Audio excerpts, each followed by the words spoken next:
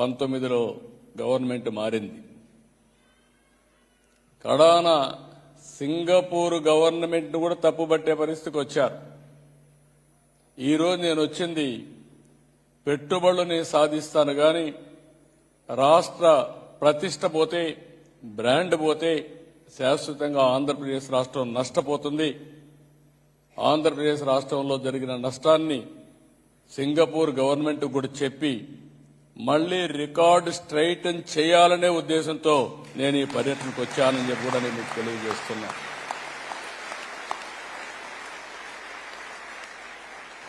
ఈరోజు మీరందరూ ఉన్నారు ఇక్కడ.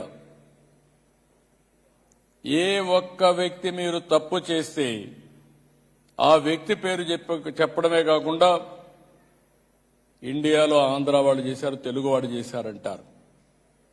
మన రాష్ట్రంలో ఏ ఒక్క వ్యక్తి ఇలాంటి పని చేసినా దానివల్ల రాష్ట్ర ప్రతిష్ట పోతుంది, బ్రాండ్ పోతుంది. దానివల్ల చాలా నష్టపోతాం. ఈరోజు వాళ్ళు రాకపోవచ్చు. నాకు ఒక మోరల్ రెస్పాన్సిబిలిటీ ఉంది.